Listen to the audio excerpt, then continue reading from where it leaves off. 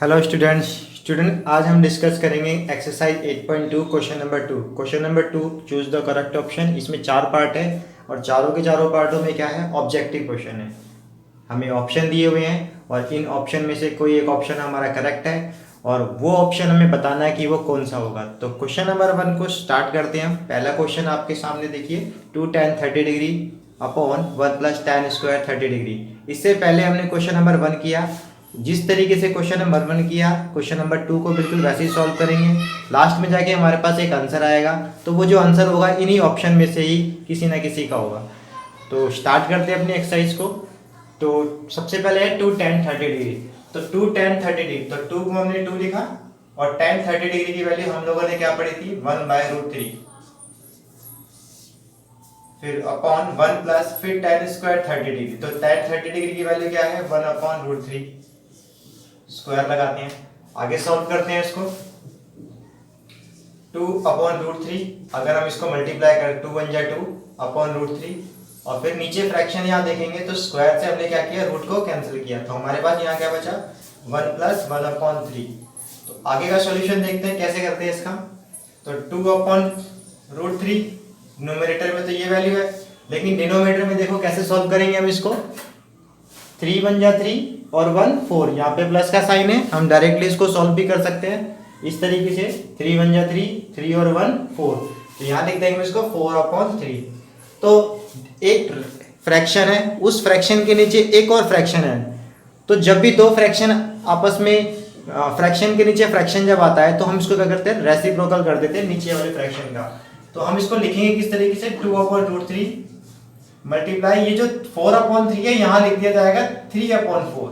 अब यहाँ देखो, इसको 2 × 2 और 2 2 × 4, तो हमारे पास सॉल्यूशन क्या आ गया, ऊपर यहाँ पर आ गया 3 और नीचे बचा 2√3। और कभी भी डिनोमिनेटर में रूट आ जाता है तो हम लोग क्या करते हैं, 9th क्लास में भी हमने एक टॉपिक पढ़ा था चैप्टर नंबर 1 में ही, रैशनलाइजेशन। जब डिनोमिनेटर में अगर हमारा रूट आता है हम रैशनलाइज करते हैं और रैशनलाइज करके क्वेश्चन को सॉल्व कर देते हैं। तो यहाँ पे क्या √3 है, तो यहाँ करेंगे √3 अपॉन में √3। तो सॉल्यूशन में हमारे पास क्या बचेगा, यहाँ तो बन जाएगा हमारा 3√3 और अपॉन में देखो √3 को √3 से मल्टीप्लाई करेंगे तो हमारे पास क्या बचता है, ओनली 3। और फिर 3 को 2 से मल्टीप्लाई करेंगे तो आ जाएगा हमारे पास 6। तो इसका मतलब 3 × 3, 3 × 2 = 6, आंसर हमारा आ गया √3/2। अब आप ये देखिए कि √3/2 इस चार ऑप्शन में से किसी ना किसी एक का आंसर है, यहाँ पर जरूर है। तो हम चेक करते हैं सबसे पहले। तो साइन 60 डिग्री की वैल्यू क्या होती है, तो साइन 60 डिग्री की वैल्यू ही √3/2 होती है। तो देखिए पहला ही ऑप्शन हमारा करेक्ट हो गया। अगर आप आगे देखते हैं तो cos 60 डिग्री, तो cos 60 डिग्री की वैल्यू √3/2 नहीं होती, उसकी वैल्यू 1/2 होती है।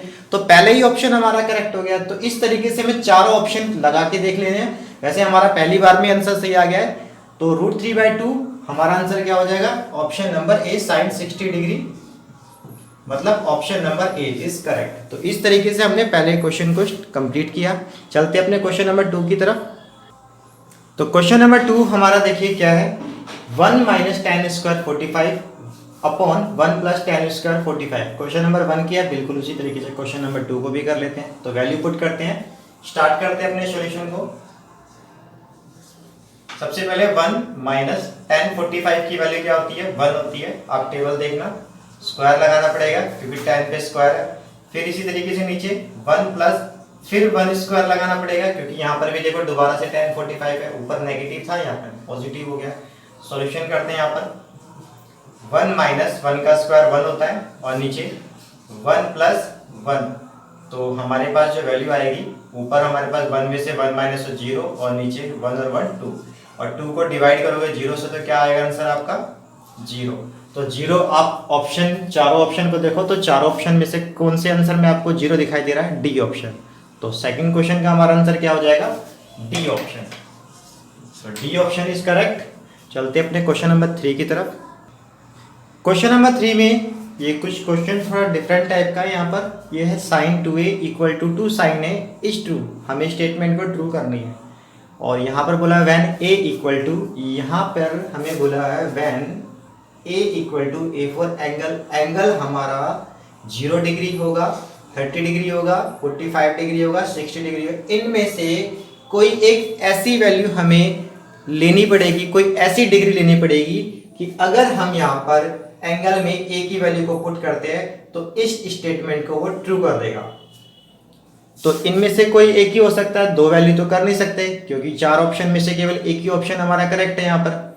तो हमें क्या करना पड़ेगा, इस तरीके के क्वेश्चन को हम ऑप्शन में से एक एक ऑप्शन को हम रखकर देखेंगे, और जिस ऑप्शन में स्टेटमेंट को ट्रू कर देगा तो इसका मतलब वही हमारा ऑप्शन सही हो जाएगा। तो सबसे पहले हम ऑप्शन नंबर 1 को लेके चलते हैं। तो ऑप्शन नंबर 1 में हमारे पास डिग्री की वैल्यू कितनी है, 0 डिग्री। और ए का मतलब क्या मैंने बताया था, ए का मतलब एंगल, और एंगल को डिग्री में दिखाना होता है, साइन 2। और ए कितना लिया हमने, एंगल कितना लिया हमने, 0 डिग्री, इक्वल टू 2 साइन, फिर यहाँ पे ए आ गया, ए मतलब 0 डिग्री।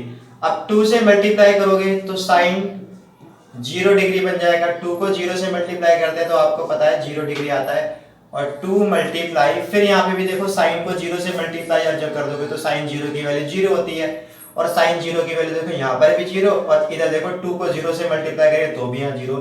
तो ये स्टेटमेंट यहाँ पर तो करेक्ट होगी। तो इधर भी आंसर हमारा लेफ्ट हैंड साइड में भी और राइट हैंड साइड में भी दोनों तरफ हमारा आंसर बिल्कुल करेक्ट आ रहा है, मतलब लेफ्ट हैंड साइड और राइट हैंड साइड हमारी दोनों बराबर होती है। तो इसका मतलब पहले ऑप्शन ने इस स्टेटमेंट को ट्रू कर दिया, तो हमारा पहला ऑप्शन ही करेक्ट होगा।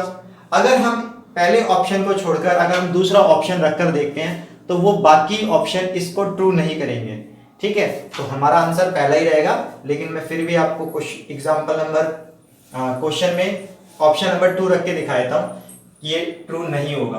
देखिए किस तरीके, साइन 2, अब मैं 30 रख के दिखा देता हूं आपको, इक्वल टू 2 साइन 30 डिग्री, ए की वैल्यू 30 डिग्री रख के दिखाई मैंने। देखो यहाँ पर हमारा आंसर आ जाएगा 60 डिग्री, 30 मल्टीप्लाई 2 60, और 2 मल्टीप्लाई, यहाँ देखो साइन 30 की वैल्यू आपको पता है क्या होती है, साइन 30 की वैल्यू 1/2 होती है, और 2 से 2 तो ये कैंसिल भी हो जाएगा, और साइन 60 की वैल्यू क्या होती है, √3/2, और हमारे पास यहाँ पर देखो बचा क्या, ओनली 1।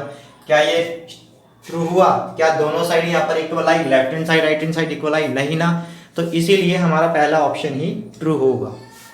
चलते हैं अपने क्वेश्चन नंबर 4 की तरफ। तो क्वेश्चन नंबर 4 हमारा है 2 tan 30 degree 1/1 minus tan square 30 degree. अगर आप क्वेश्चन नंबर 1 को देखो, इसी का मैंने अभी एक थोड़ी देर पहले फर्स्ट पार्ट कराया था, आप उस फर्स्ट पार्ट को देखो और इस फोर्थ पार्ट को देखो, बिल्कुल सेम है। सिर्फ फर्क क्या है, यहाँ पर पहले वाले पार्ट में हमारे पास प्लस का साइन आया था, सेकंड वाले पार्ट में हमारा माइनस का साइन आ गया। तो करने का तरीका बिल्कुल वैसे ही रहेगा। देखिए स्टार्ट करते हैं, तो सॉल्यूशन स्टार्ट करते हैं अपना। तो सबसे पहले है 2, और tan 30 की वैल्यू हमने क्या बताई है, 1/√3, 1 माइनस tan 30 की वैल्यू 1/√3, लेकिन यहाँ पर हम इसमें स्क्वायर लगाएंगे, लेकिन स्क्वायर से रूट कट जाएगा। क्वेश्चन नंबर हमने फर्स्ट किया था ना, इसका क्वेश्चन नंबर फर्स्ट पार्ट बिल्कुल उसी की तरह ही है, साइन का फर्क है बस खाली यहाँ पर। तो मल्टीप्लाई करते हैं 2/√3 अपॉन 1 माइनस, यहाँ पर बचेगा 1/3। तो फर्स्ट पार्ट में भी मैंने ऐसे किया था, 3 बन जा 3 प्लस 1 4 कर, लेकिन यहाँ पर माइनस है, 3 बन जा 3 और 1 माइनस कर देंगे तो क्या आ जाएगा 2। तो ऊपर तो हमारे पास 2/√3 है, और अपॉन में क्या आ जाएगा 2/3, ठीक है ना। देखो किससे 3 बन जा 3 में से 1 माइनस हो जाएगा 2, तो 2/3 बच गया। तो अब रेसिप्रोकल करते हैं, देखो 2/√3 मल्टीप्लाई, अब इसको हम चेंज करेंगे, 2/3 को क्या लिखेंगे 3/2 ले लेंगे। इस 2 ने तो इस 2 को कैंसिल कर दिया, तो बचा क्या हमारे पास 3/√3। और मैंने फर्स्ट पार्ट में भी कहा था कि अगर डिनोमिनेटर में रूट की वैल्यू आ जाती है आप उसका रैशनलाइज कर देंगे, तो यहाँ भी हम रैशनलाइज कर रहे हैं √3/√3। तो इसका मतलब इनको मल्टीप्लाई करोगे तो 3√3 आएगा, और √3 को √3 से करो तो आ जाएगा 3, मतलब 3 से 3 कैंसिल, हमारे पास बचा ओनली 3। तो ओनली √3, तो √3 का आंसर हम अगर देखेंगे तो पहले ऑप्शन में √3 नहीं आता, दूसरे ऑप्शन में √3 नहीं आता, थर्ड ऑप्शन में tan 60 की वैल्यू। तो tan 60 की वैल्यू आप लोगों को पता है, tan 60 की वैल्यू क्या होती है, √3 होती है। तो इसका मतलब हमारा ऑप्शन कौन सा सही हो जाएगा, ऑप्शन सी इज करेक्ट। तो इस तरीके से हमें चारों पार्ट कंप्लीट करने हैं।